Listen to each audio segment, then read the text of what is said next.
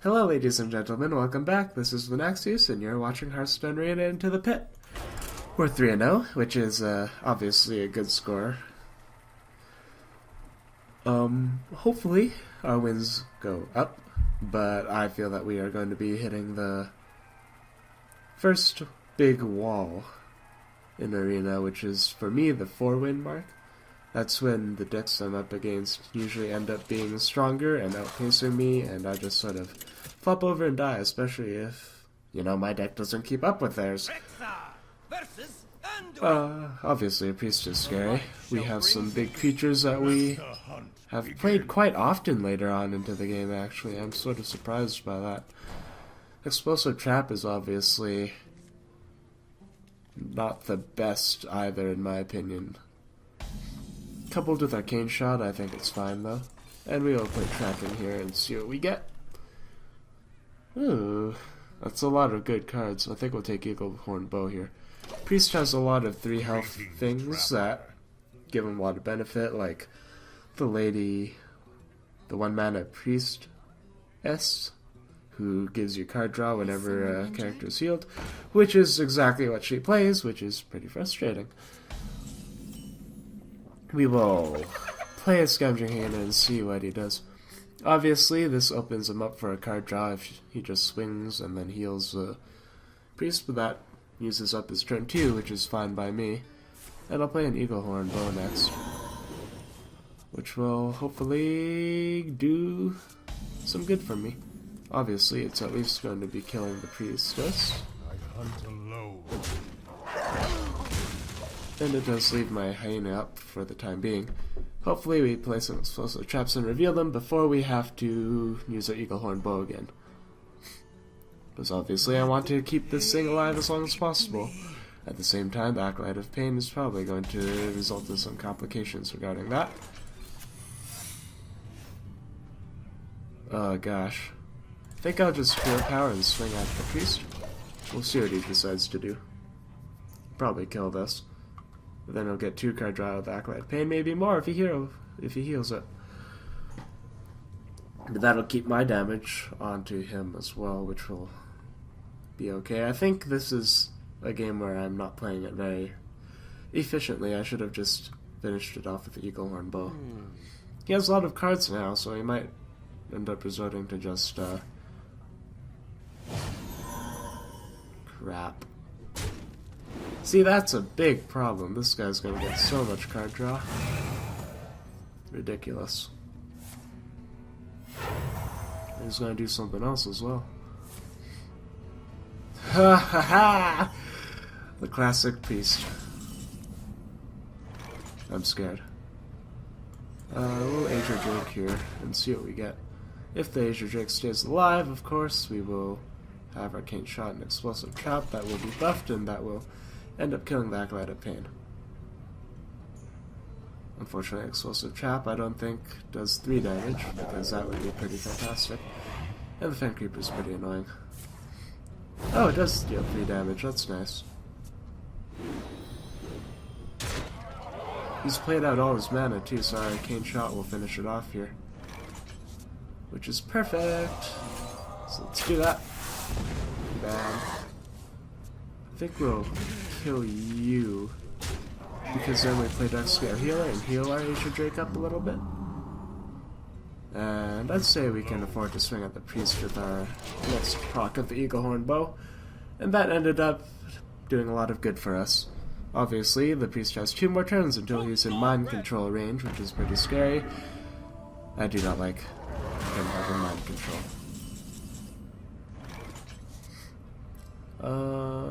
Explosive Trap looks fine here.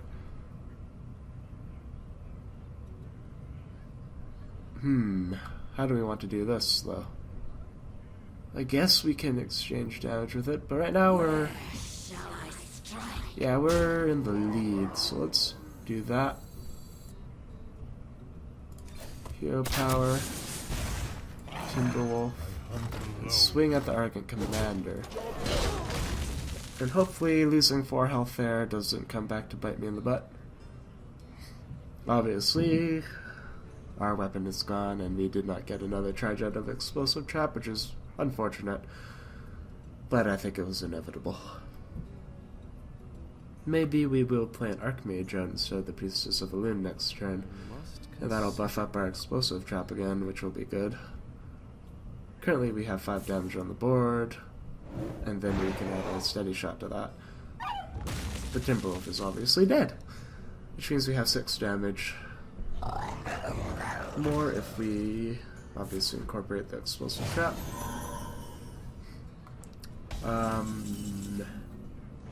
Yeah, I'd say the Archmage is a fine play here. We'll hero power and we'll swing. Puts him down to 8 health and he's on the back foot. If he swings at me with a Raging Worgen, he will take 3 damage from the explosive trap, as I have deduced, finally, out of much confusion from myself. And if we are ever in a seriously bad position, we can Priestess of Elune, which will be nice.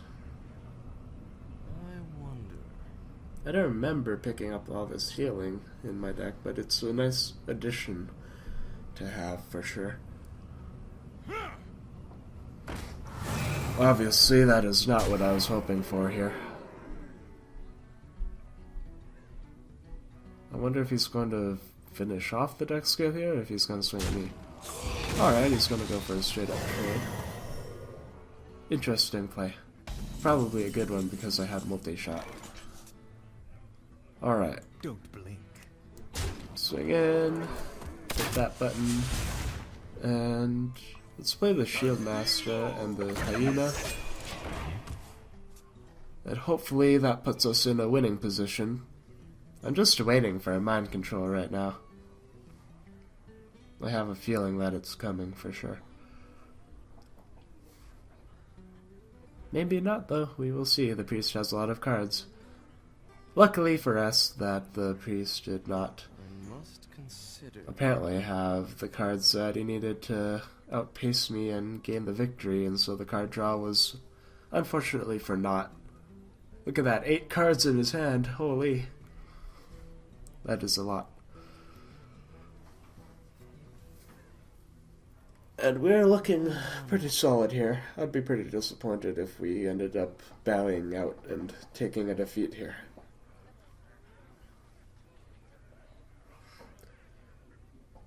I think tomorrow morning I will have a classic breakfast and I will make it all myself and spend just an hour in the kitchen enjoying myself.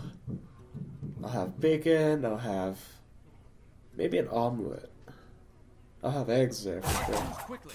Some fresh fruit. Not really fresh, it's been in the fridge for like 3 days. But you know, the classic. Hash browns, bacon, eggs.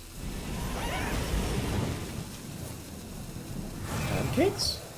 I don't know if I have pancakes, I have milk. Milk is always good. Okay. I think it's about time we started thinking about what we were going to do here. Don't blink. It's still on the back foot. I'd say it's fair just to play out a charge and finish this off. Obviously, our, what's his name? Our boar was the best creature for us to have played in that situation. Typically, I would have preferred a Misha, but obviously this situation was very much different in that playing out our 4-2 charge would have gotten us a win.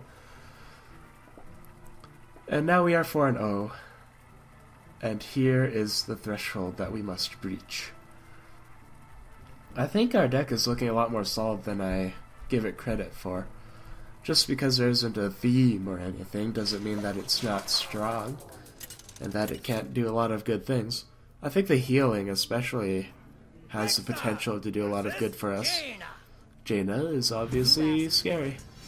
Mages are pretty intimidating class. Here we'll get rid of Spiteful Smith and Dark Scale Healer because it costs too much mana, but we'll keep the multi-shot for the card control, obviously. And it looks like we have some pretty solid things that we can do. Say hello. Hello.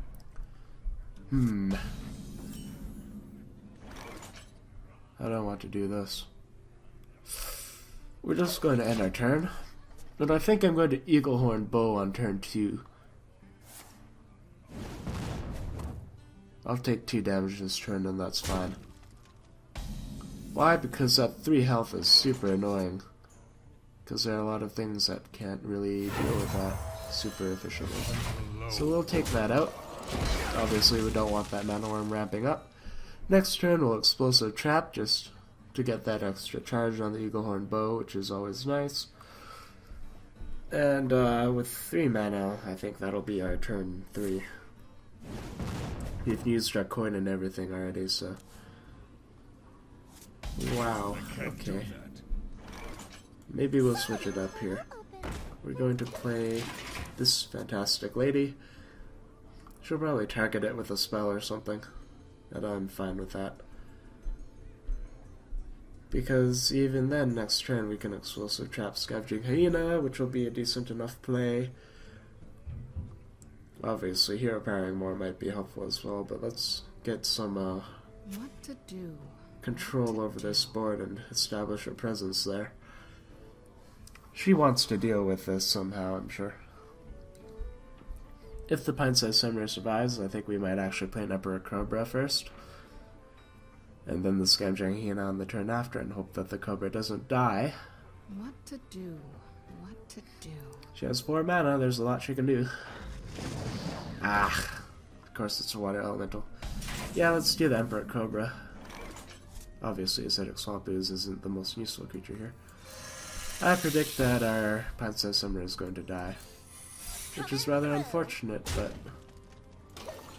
you know, we have to take what we can get. We got a cheaper Emperor Cobra out of it, and that is absolutely fine. She has to kill the Pint-Sized Summoner. It is way too intimidating to just leave out for more than 1 turn.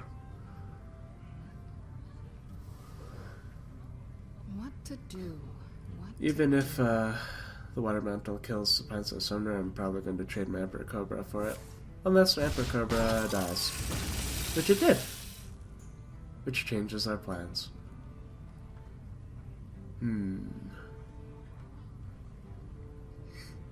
Good use of a Frostbolt, I would say. Obviously, I don't know what other cards she has in her hand, so I can't say for certain.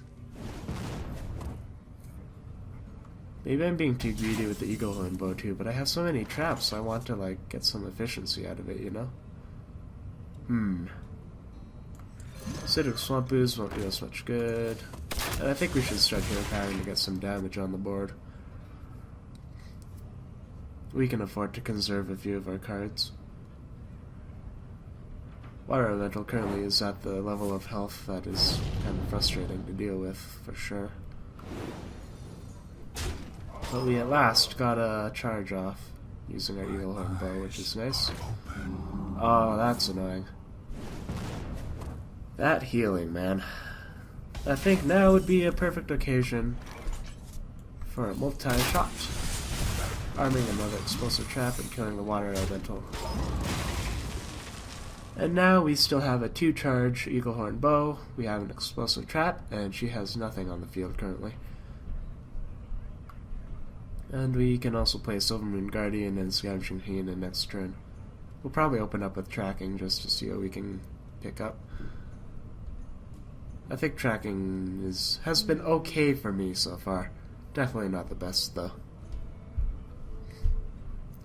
My eyes are open. We'll probably kill that. Don't see why not. Obviously I'm sort of hurting myself quite a bit.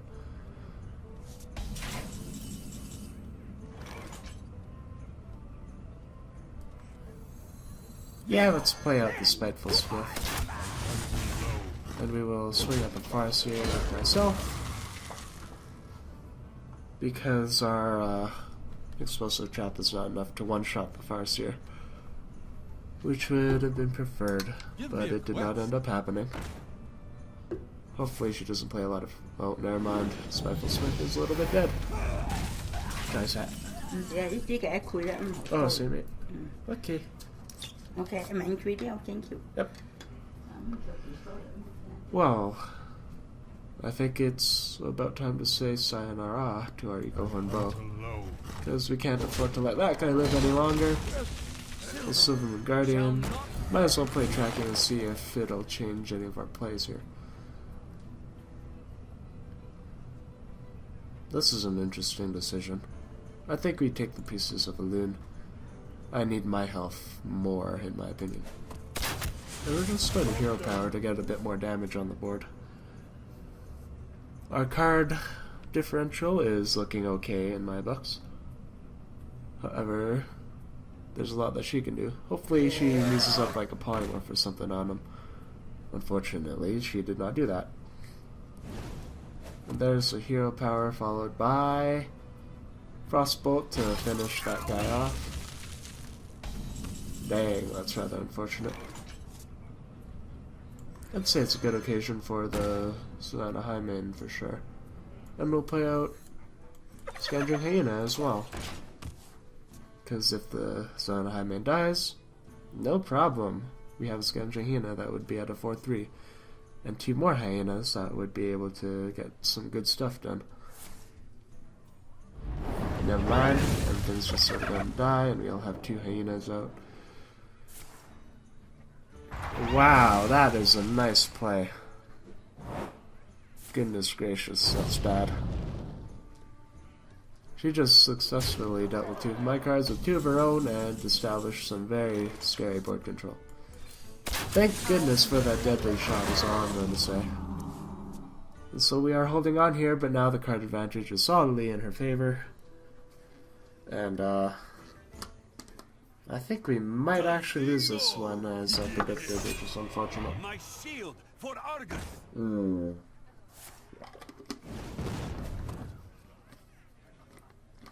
This is very not so good. Sea Giant, however, is absolutely good. And we will be able to trade evenly with Shield Master there. I think, depending on what her 3 other cards are, she is still in a very solid position to win this game. Next turn, if my Sea Giant has the opportunity to swing, I'll be really evening things out though. Which might be the case. Nope, there's a Cone of Cold. Ooh, that's bad. There goes the raid leader. I need something good here. Notion Winter is good. Hopefully it gives me an opportunity for... Yes! Oh! The perfect multi-shot. Oh gosh. Whew! Things were looking really scary there. That multi-shot really saved me. And that is probably a super lucky top deck. Nat Pagel's a cool card.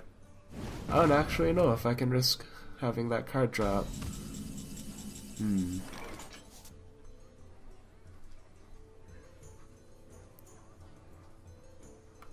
At the end of your turn, you have a 50% chance to draw a card. Does that apply to myself as well? Or is it just to the mage? Ah, whatever. Let's swing in for the kill, I think. Hopefully she doesn't draw another Cone of Cold or something that'll turn things around. Maybe she has a Pyroblast, and that'd be rather unfortunate. But this turn, she will not be able to play that card that Nat Pagel draws. And so I am not influenced really by Nat Pagel, unless she somehow survives this turn. Attend me. Well played. Ready, sir. You win. And it looks like she had no moves available to her, so GG. There we go, we broke through the threshold. And this is actually looking really solid. We're getting very close to hitting our record, which is 7 wins. And I'm honestly surprised by that. This has definitely been a learning experience, and me developing my understanding of how Arena works, I guess. I came into this being pretty hesitant to have high hopes for it. And now look at where we are. We're in one of our best runs so far this series. But this will be the end of this particular video. Once again, I'd like to thank you for watching and for joining me, and for the time you have taken on this journey with myself. I'll see you next time.